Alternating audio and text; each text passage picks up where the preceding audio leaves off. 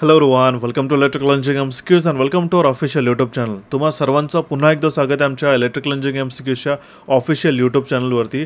आज आपण आपल्या येणाऱ्या महाराष्ट्र एनर्जी डेव्हलपमेंट एजन्सी मेडासाठी ज्या 2 पोस्ट आलेल्या आहेत, प्रोजेक्ट एक्झिक्युटिव्ह ऑफिसर आणि प्रोजेक्ट ऑफिसर, या पोस्टसाठी महत्त्वाचा स्ट्रॅटेजी सेशन डिस्कस करणार आहोत आणि सिलेक्शनचा जो रोडमॅप आहे कंप्लीट, हा आपण आपल्या सेशनमध्ये डिस्कस करतो आहे. बघा, तुमच्यासाठी आज मी महत्त्वाचे फ्री स्टडी मटेरियल कुठले वापरायचे हे आपण डिस्कस करतो आहे.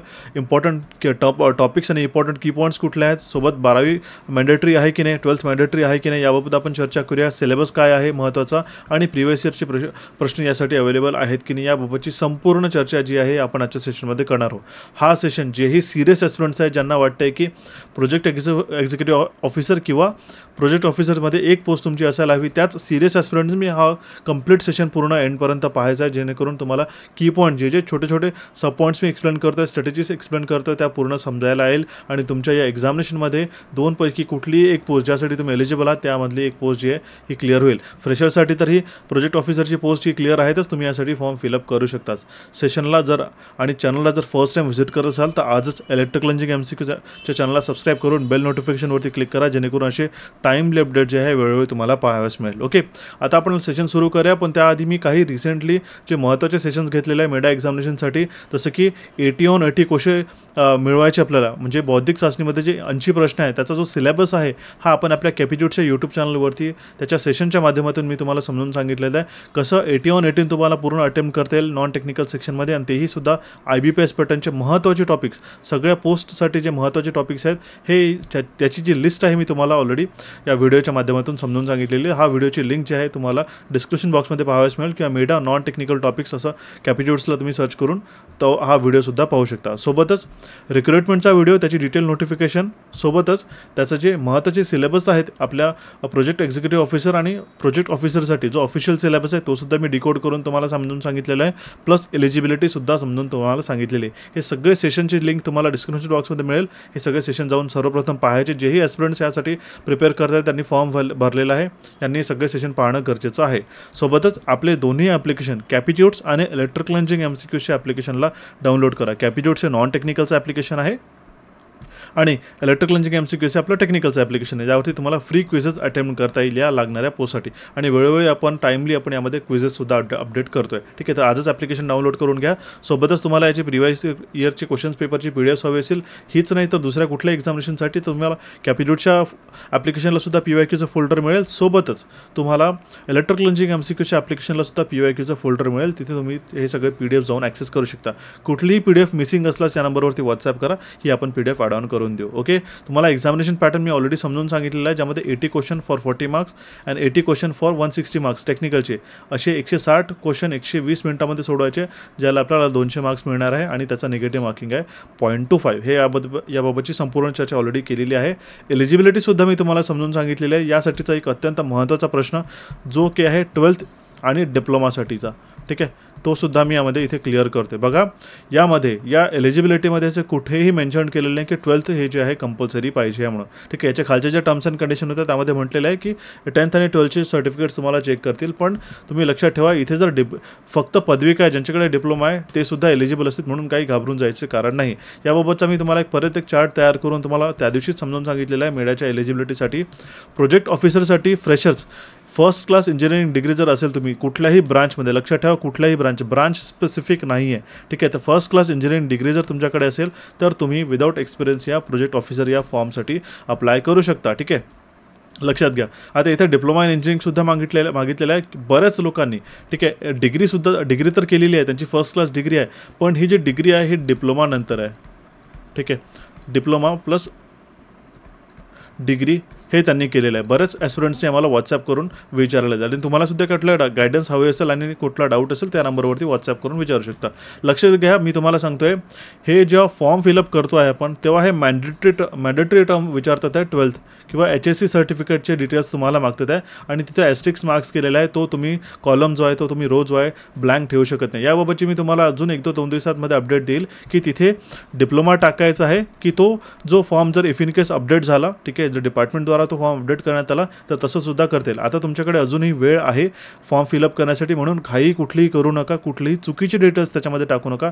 मी सुद्धा तुम्हाला याची कन्फर्मेशन देईल, पण ॲट द सेम टाईम जर तुम्ही डिप्लोमा डिग्री केलं असेल तर सुद्धा तुम्ही एलिजिबल राहाल, कारण की तुमच्याकडे हा डिग्रीनंतर ठीक आहे डिप्लोमाला ॲज अ इक्वॅलंट टू तुम्हाला HSCसुद्धा कन्सिडर करतात. पण कारण की आपल्या त्या फॉर्म फिलअप करताना इथे जेव्हा फॉर्म फिलअप करतो तिथे HSC मॅन्डेटरीचा जो कॉलम आहे ठीक आहे, त्यामुळे फॉर्म फिलअप करता येत नाही. त्यासाठीच्या अपडेटसाठी 1 ते 2 दिवस तुम्ही अजून वाट पहा.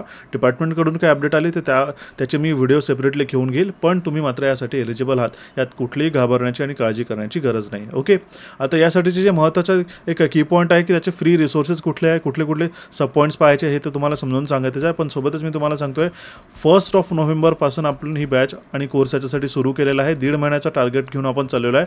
डिसेंबरच्या एंडपर्यंत आपण एक्झामिनेशनला कंडक्ट होईल अशा पद्धतीनेच आपण कोर्स कंप्लीट करून त्याची जी टेस्ट सिरीज आहे आपल्याला कंडक्ट करावायची आहे. म्हणूनच आपण अर्ली सेट टार्गेट घेऊन ह्या एक्झामिनेशनला प्रिपेअर करतो आहे. तर ज्याही विद्यार्थ्यांनी अजूनही एनरोल नसेल केलं त्यांनी एनरोल करावं की इलेक्ट्रिकल लर्निंग MCQच्या ॲप्लिकेशनला जे हा कोर्स अवेलेबल आहे. ठीक आहे, याच्यासाठीची जी ऑफर होती ठीक आहे एक्स्ट्रा ₹300 ऑफ ही आजसाठी म्हणजे 3 नोव्हेंबरपर्यंत म्हणजे आज रात्री 12पर्यंत मी अजून एक्सटेंड केलेली आहे. काल रात्री 12च्या नंतर बरेच विद्यार्थ्यांचे मेसेजेस आले की ही एक जी ऑफर आहे व्हॅलिडिटी 1 दिवसाची वाढवायची, म्हणून मी आजसाठी परत तुम्हाला यासाठी व्हॅलिडिटी वाढून ₹300चा ॲडिशनल जो डिस्काउंट आहे तुम्हाला देतो आहे. ठीक आहे, याला एनरोल करून तुम्ही ह्याची सगळं प्रिपरेशन करू शकता. याबाबतची सुद्धा मी तुम्हाला माहिती दिलेलीच आहे. सोबतच नॉन टेक्निकलचं ज्यामध्ये रिझनिंग आणि quantitative aptitude as per the IBPS pattern हा पण आपल्या कॅपिट्यूडच्या ॲप्लिकेशनला सुरू केलेला आहे कोर्स. हा सुद्धा एनरोल करून 80 क्वेश्चनची पूर्ण नॉन टेक्निकलची तयारी करू शकता. ठीक आहे, आता बघा सिलेबसमध्ये परत एकदा सांगतोय त्या दिवशीसुद्धा समजावून सांगितलेलं आहे जेवढेही बाकी ॲस्पिरंट्स आहे इलेक्ट्रिकलचे ॲस्पिरंट्स सोडून ज्यांनाही दुसऱ्या स्ट्रीममध्ये ज्यांचं इंजिनिअरिंग झालेलं आहे म्हणजे मेकॅनिकल झालं, सिव्हिल झालं किंवा इन्स्ट्रुमेंटेशन झालं, ज्यांचं नॉन इलेक्ट्रिकल बॅकग्राऊंड आहे त्यांनीसुद्धा घाबरून जायचं काहीही कारण नाही. लक्षात घ्या, प्रकल्प कार्यकारी अधिकारी म्हणजेच प्रोजेक्ट एक्झिक्युटिव्ह ऑफिसर किंवा प्रकल्प अधिकारी प्रोजेक्ट ऑफिसर यासाठीचा जो मेजर रिक्वायरमेंट लागलेली आहे आपल्याला लक्षात घ्या. ठीक आहे, ही आहे आपल्याकडे न्यू अँड रिन्युएबल एनर्जी सेक्टरमधला असलेला तुमचा एक्सपिरियन्स किंवा तुमचं असलेलं नॉलेज. आणि ही परीक्षा IBPS घेते आणि त्यांनी सुद्धा सिलेबस तुम्हाला मेन्शन केलेला आहे. त्यामुळे तुम्ही लक्षात ठेवा हे फक्त 3च टॉपिक तुम्हाला इलेक्ट्रिकलचे प्रिपेअर करायला लागेल जे अत्यंत बेसिक्स आहे, जो झाला electric circuit, machines and lighting system. तर हे 2च इम्पॉर्टंट फंडामेंटल टॉपिक्स आहे ज्यासाठी तुम्हाला घाबरून जायची गरज नाही. ते सुद्धा आपण ऑलरेडी अपलोड केलेले आहेत. ओके, आता इथून नंतर येतो 4th नंबरचं टॉपिक आणि 5th नंबरचं टॉपिक. हे फार इझी आहेत. हे सेशन्स आपण ऑलरेडी कोर्समध्ये टाकून आपण याची सुरुवात केलेली आहे. हे अपलोड झालेले आहे, त्याला तुम्ही पाहू शकता. आता अत्यंत महत्त्वाची गोष्ट इथून सुरू होते बघा, ते म्हणजे आपल्या राहिलेल्या या 5 टॉपिककडे. ठीक आहे, ज्यामध्ये येतं energy scenario, solar energy, wind energy आणि energy conservation plus green hydrogen and renewable energy system. यासाठीच्या मी तुम्हाला काही वेबसाईट्स आणि आपले जे व्हिडिओज आहेत त्याबाबतची संपूर्ण माहिती देतो. पण त्याआधी तुम्ही लक्षात घ्या हे टॉपिक्स कसे प्रिपेअर करायचे आणि एक्झॅक्ट पॅटर्न कसं आहे एक्झामिनेशनमध्ये हे मी तुम्हाला सांगतो आहे. ठीक आहे, आता हा IBPS जे आहेत हे नॉन रिपिटेटिव्ह क्वेश्चन्स तुम्हाला पोस्ट करतो एक्झामिनेशनमध्ये. ठीक आहे, याची कुठलीही PYQs अवेलेबल राहत नाही. पण मात्र तुमच्यासाठी ठीक आहे जर हवं असेल तुम्हाला याची PYQs किंवा कुठल्या प्रकारचे प्रश्न येतील याचा एक अंदाजे जर तुम्हाला सेशन हवा असेल की जे आता रिसेंटली सेंट्रल इंडियामध्ये या टॉपिक्सला घेऊन ज्याही परीक्षा झाल्या असतील किंवा ज्या IBPSनी परीक्षा कंडक्ट केल्या असेल त्यांना कंबाईंड करून जर तुम्हाला प्रिव्हियस इयर क्वेश्चन या टॉपिकला घेऊन जर हवं असेल तर मला नक्कीच आजच कमेंट बॉक्समध्ये PYQ म्हणून कमेंट करा, जेणेकरून तुम्हाला लवकरात लवकर तो व्हिडिओ देईल. ठीक आहे, त्यामुळे तुम्हाला प्रिव्हियस इयर क्वेश्चन ह्या टॉपिक्सला अनुसरून कसे येतात हे सुद्धा माहिती पडेल. ठीक आहे, आता लक्षात ठेवा एनर्जी सिनारिओमध्ये जे आहे नॅशनल इलेक्ट्रिसिटी पॉलिसी 2023.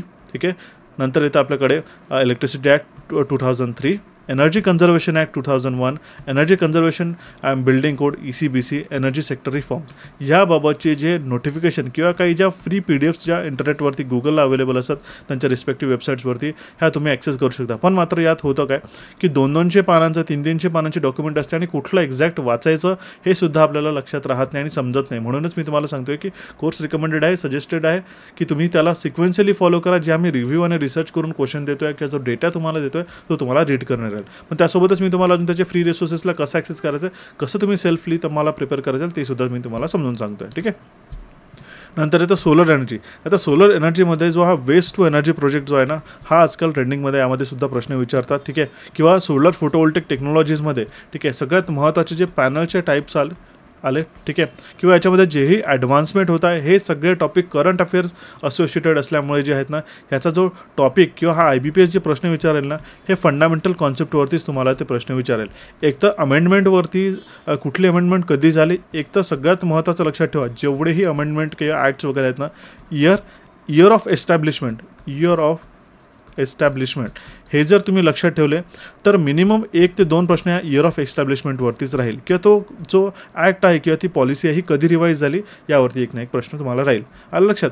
नंतर आपल्याकडे जे विंड एनर्जीमध्ये अगेन सेम विंड एनर्जीचे जे बेसिक्स असतात, कंट्रोलर्स काय असतात त्याच्यामध्ये, ठीक आहे, कुठल्या प्रकारचे जनरेटर्स त्यामध्ये वापरतात, पॉवर फॅक्टर कम्पेन्सेशनसुद्धा याच्यामध्ये थोडंफार विचारलं जाऊ शकतं, कारण की याच्यामध्ये बघा electrical control and protection of wind फार्मसुद्धा यामध्ये दिलेलं आहे, ऑपरेशन अँड मेंटेनन्ससुद्धा आहे. ओके, ऑफशोर विंड एनर्जी डेव्हलपमेंटसुद्धा त्यामध्ये दिलेलं आहे, आणि प्रेझेंट पॉलिसीज काय आहे स्टेट अँड सेंट्रल गव्हर्नमेंटच्या for wind energy development in the country or state, ठीक आहे. आपल्या भारतामध्ये इंडियामध्ये जे आहे कुठल्या महत्त्वाच्या पॉलिसीज आपण सेंट्रल गव्हर्नमेंट इम्प्लिमेंट करते हे तुम्ही लक्षात ठेवा. आणि ह्यासाठीचे CAचे सेशन असतात करंट अफेअरचे, जे आपल्या कॅपिट्यूट्सवरती अवेलेबल आहेत. याचे कॅपिट्यूटचे सेशन जे आहेत ना, आजपासूनच तुम्ही एक काम करा बघा, मी तुम्हाला एक डेडलाईन देऊन देतो, जून 25 पासून, ठीक आहे, मंथली करंट अफेअर्सची जी सेशन्स आहेत ना हे पाहायला सुरुवात करा. मी तुम्हाला सांगतोय बघा, नेक्स्ट पेजवरती त्याची तुम्हाला मी माहिती देतोय बघा. हे जे आहेत ना, आपण मंथली करंट अफेअर्स सेशन हे देत असतो, हे खरं तर IBPSच्या ज्या एक्झाम्स असतात, banking and insurance based examination, यासाठी अत्यंत महत्त्वाचे आणि सगळ्या कॉम्पिटेटिव्ह एक्झामिनेशनसाठी हे युजफुल आहेत. पण यामध्ये कॅच आहे, लक्षात ठेवा. यामध्ये जे आपण टॉपिक्स कव्हर करतो ते असतं national and international news, MOU, schemes, appointment, days and theme, award, defence, science and sports and etcetera, ठीक आहे. तर तुम्हाला जे कॅटेगरी वाईज मी तुम्हाला समजून सांगतोय तर ते झालं MOU अँड स्कीम झालं, ठीक आहे. त्याच्यानंतर जे आहेत ना सायन्स रिलेटेड ज्या महत्त्वाचे टॉपिक्स असतात, ठीक आहे, आणि नॅशनल अँड इंटरनॅशनल न्यूजमध्ये ज्या एनर्जी रिलेटेड ज्या हे असतात ना, ज्या पॉवर सेक्टर रिफॉर्म्समधल्या ज्या पॉलिसीज असतात ना, हे एवढेच 3-4 टॉपिक्स करायचे आहेत, ठीक आहे. पण ॲज युअर कॉम्पिटेटिव्ह एक्झामिनेशनसाठी म्हणजे आता जनरली IBPS काय करेल, काही जे करंट अफेअर बेस्ड सुद्धा क्वेश्चन विचारला जाऊ शकतो, म्हणून मी तुम्हाला जी डेडलाईन दिली आहे की तुम्ही ॲटलिस्ट नाही होत असेल तर कमीत कमी तरी जून 2025 पासूनचे हे सेशन पाहणं सुरू करा. 2 ते 3 तासामध्ये एक सेशन कंप्लीट होतो, आणि याची ईबुकसुद्धा आपल्या कॅपिट्यूट्सला अवेलेबल आहे. प्रिंटेबल ईबुकसुद्धा याची कॅपिट्यूट्सला मिळेल, ठीक आहे. हे तुम्ही सुद्धा ॲक्सेस करू शकता.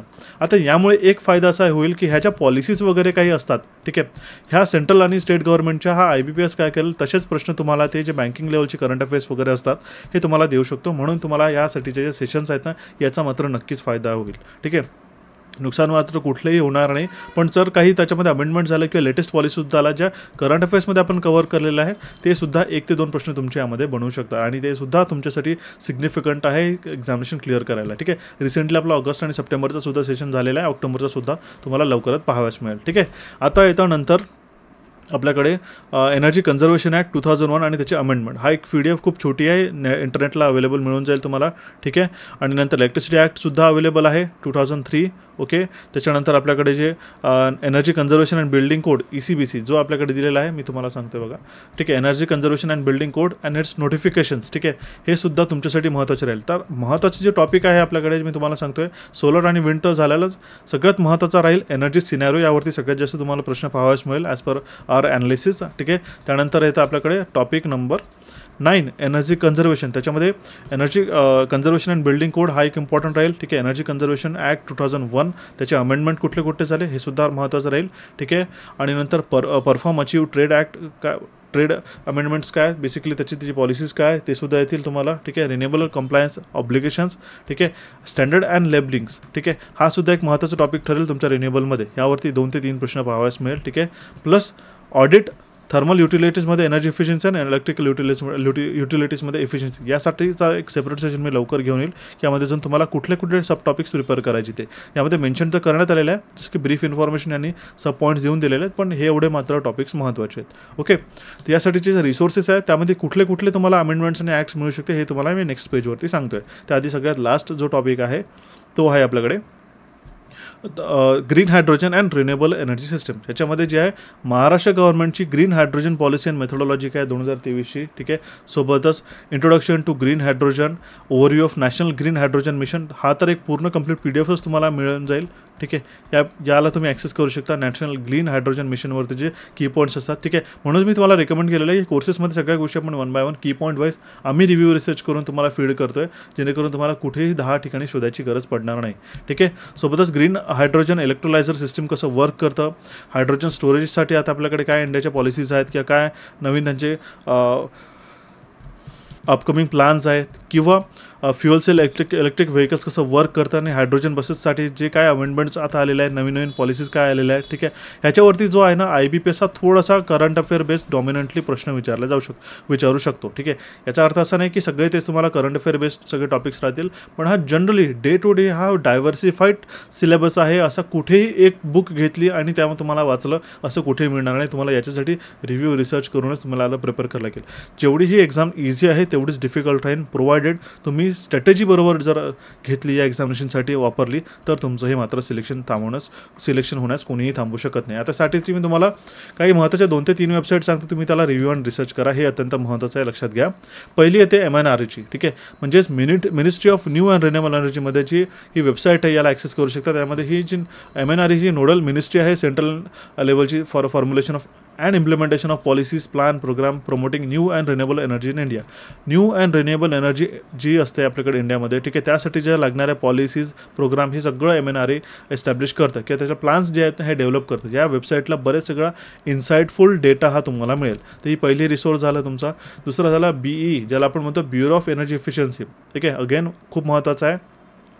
हा BE जो आहे हा एनर्जी कन्झर्वेशन ॲक्ट 2001 तहत येतो. ठीक आहे. हा करतो basically it is for promoting energy efficiency and conservation in India. ठीक आहे. याला आपण ब्युरो ऑफ एनर्जी इफिशियन्सी म्हणतो. आता इथेच असा सुद्धा प्रश्न तयार होऊ शकतो की BE हे कुठल्या सेंट्रल बॉडीच्या आतमध्ये येतं. ठीक आहे. सेंट्रल बॉडीच्या अंतर्गत येतं, जसं की एनर्जी कन्झर्वेशन ॲक्ट झालं की MNRE झालं, असे वेगवेगळे ऑप्शन देऊन तिथे कन्फ्यूज करू शकता. म्हणून फंडामेंटल कॉन्सेप्ट ओरिएंटेड जर तुमची तयारी असेल तर तुम्हाला इथे करता येईल. ठीक आहे. याच्यामध्ये सर एनर्जी कन्झर्वेशन बिल्डिंग कोडसुद्धा येतं, एनर्जी ऑडिट झालं, स्टँडर्ड लेबलिंग झालं, PAT स्कीम झालं, परफॉर्म अचीव ट्रेड स्कीम झालं, एनर्जी इफिशियन्सीज झालं इंडस्ट्रीज अँड युटिलिटीजमध्ये. आता बघा एक इफिशियन्सी इंडस्ट्रीज अँड युटिलिटीज हा अगेन तुमच्या इथे या टॉपिकला कोरिलेटेड आहे. ठीक आहे. हे झालं ब्रीफ इन्फॉर्मेशन. आलं लक्षात. ओके. तर म्हणून ही सुद्धा एक वेबसाईट जी आहे गव्हर्नमेंटची ही सुद्धा इम्पॉर्टंट राहील. नंतर येतं ICED India climate and energy. याच्यामध्ये काय आहे का डॅशबोर्ड तुम्हाला मिळेल. त्याच्यामध्ये तुम्हाला रिन्युएबल सेक्टरचा किती इंटिग्रेशन झालेलं आहे आपल्याकडे इंडियामध्ये, किती आपल्याकडे अपकमिंग आहे, त्याचं सगळं डॅशबोर्डद्वारे तुम्हाला स्टडी ही मात्र करता येईल. ह्या रिसोर्सेसला तुम्ही नक्की फॉलो करा. आय होप तुम्हाला नक्कीच याच्यामध्ये इन्साईटफुल डेटा मिळेल. ठीक आहे. सेशन जर आवडत असेल तर नक्कीच आपल्या चॅनलला सबस्क्राईब करा मित्रांनो. बरेच छोट्या गोष्टी मी तुम्हाला घेऊन येतो आहे आणि ह्या एक्झामला कसं क्लिअर करायचं आहे. No matter what paid courses आहेत आपल्याकडे, पण तुम्हाला फ्रीमध्ये सुद्धा कसं एक्झामिनेशनला क्लिअर करता येईल यासाठी आमची नक्कीच प्रयत्न तुमच्यासाठी चालू आहेत. ओके. आणि महत्त्वाचे म्हणजे या मेडा एक्झामिनेशनसाठी काही सेशन मी तुम्हाला रिकमेंड करतो, जसं की central electricity act 2003, I rule झाला 1956. सर हा तर दिलेलाच नाही आहे, पण मात्र तुम्हाला माहिती नाही IBPS हा या टॉपिक्सवरून सुद्धा प्रश्न विचारले जाऊ शकतात. हा सेशनसुद्धा पाहायचा आहे. इलेक्ट्रिकल ऑडिटसाठी मी मागे बरेच आधी हा एक सेशनसुद्धा तयार केला होता. त्याच्यामध्ये सगळ्या कॉम्पिटेटिव्ह एक्झामसाठी जो आहे ना इलेक्ट्रिकल ऑडिटचे महत्त्वाचे डेटा आणि काही प्रश्नसुद्धा याच्यामध्ये घेतले होते. हा सेशन तुम्हाला पाहावा लागेल आणि एलिमिनेशन सेशन हा तुम्हाला पाहावा लागेल. ठीक आहे. याची जर तुम्हाला लिंक हवी असेल ना, ठीक आहे, तर मी तुम्हाला याची लिंक डिस्क्रिप्शन बॉक्समध्ये देतो आहे. हे तुम्ही जाऊन ॲक्सेस करू शकता आणि यामध्ये सगळे जे सेशन्स आहेत हे मात्र तुम्ही पाहू शकता. हे तुम्हाला फ्री ऑफ कॉस्ट यूट्यूबला पाहावयास मिळेल. ओके. आलं लक्षात. या प्रकारे तुम्हाला या एक्झामिनेशनची तयारी करायची, कुठलाही स्ट्रेस न घेता. आणि सोबतच मी तुम्हाला सांगते, अजून मी परत रिमाइंडर देतो आहे तुम्हाला, ॲडिशनल जो 300 रुपीजचा ऑफ आहे हा फक्त आणि फक्त स्ट्रिक्टली आजच्याच दिवसांपर्यंत व्हॅलिड राहील. म्हणून आजच या कोर्सला एनरोल करून तुम्ही याची प्रिपरेशन ही मात्र सुरू करू शकता. इलेक्ट्रिकल इंजिनिअरिंग MCQच्या ॲप्लिकेशनला डाउनलोड करून घ्या. आयफोन असेल ज्यांच्याकडे, ठीक आहे, iOS युजर्स आहेत त्यांनी या नंबरवरती व्हॉट्सअप करून iOSची सुद्धा लिंक घेऊन तुम्ही ॲक्सेस करू शकता. सोबतच नॉन टेक्निकलला इग्नोर न करता त्याची फ्री प्रॅक्टिससुद्धा सुरू करा. त्याचासुद्धा मी तुम्हाला डेटा देतो आहे. ठीक आहे. नॉन टेक्निकलचा की कुठून ॲक्सेस करायचं ते नेक्स्ट पेजवरती आहे.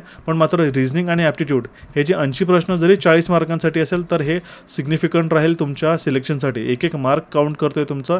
जर जेवढी ॲक्युरेसी तुम्ही मेंटेन ठेवली तेवढंच तुम्हाला सिलेक्शनसाठी मदत होईल. आता सर रिझनिंग आणि क्वांटिटी ॲप्टिट्यूडचे फ्री क्विजेस कुठे अटेम्प्ट करायचे ते तुम्हाला सांगतो. एक तर ॲप्लिकेशन डाउनलोड करायचं कॅपिट्यूड्सला, फ्री क्विजच्या सेक्शनमध्ये मिळेल, किंवा कॅपिट्यूडच्या टेलिग्राम चॅनलला फॉलो करा. त्यामध्ये तुम्हाला हे रिझनिंग आणि क्वांटिटेटिव्ह ॲप्टिट्यूडचे जे पूर्ण IBPS पॅटर्न आणि रिसेंट ट्रेंडनुसार आहेत, ठीक आहे, हे तुम्हाला इथे पाहावयास मिळेल. डेली तुम्हाला सॉल्व करायला नक्कीच मात्र मदत मिळेल. ठीक आहे. याबाबत यानंतर अजूनही कुठले तुमचे डाऊट्स क्वेरीज असेल तर नक्कीच कमेंट बॉक्समध्ये कमेंट करा. ठीक आहे. किंवा या नंबरवरती कोर्सशी रिलेटेड काही डाऊट्स असेल किंवा अजून काही फर्दर डाऊट्स असेल तर या नंबरवरती व्हॉट्सअप करून विचारू शकता. ठीक आहे. राहिली गोष्ट जी डिप्लोमा आणि डिग्री ज्यांचं झालेलं आहे त्यांनी फॉर्म कसा भरायचा यासाठीची नोटिफिकेशन आणि त्याच्याबाबतची माहिती मी काढून तुम्हाला नक्कीच मात्र देईल. ठीक आहे. सो दॅट तुम्हाला न चुकता हा मात्र फॉर्म फिलअप करता येईल. पण मात्र तुम्हाला तिथे कुठेही घाबरायची गरज नाही. ओके. या सेशनला तुम्ही तुमच्या मित्रांपर्यंत पोहोचा. सेशन कसा वाटला नक्की कमेंट बॉक्समध्ये कमेंट करून सांगा. मित्रांनो, आमचे चॅनल इलेक्ट्रिकल इंजिनिअरिंग MCQs आणि कॅपिट्यूट्सला इथे तुम्ही क्लिक करून सबस्क्राईब करू शकता. रिसेंट सेशन पाहण्यासाठी नॉन टेक्निकलचे सेशन कुठले प्रिपेअर करायचे यासाठी इथे तुम्ही क्लिक करून तो सेशन पाहू शकता. सिलेबसचा डिकोडचा सेशन इथे तुम्हाला दिलेला आहे. टेलिग्राम चॅनल दोन्ही टेलिग्राम चॅनलला फॉलो करा जेणेकरून टाईमली अपडेट्स आणि इन्साइटफुल डेटा तुम्हाला नक्कीच पाहावयास मिळेल. ठीक आहे. तर भेटू आपण आपल्या नवीन सेशनमध्ये लवकरच. Thank you for watching this session and have a nice day.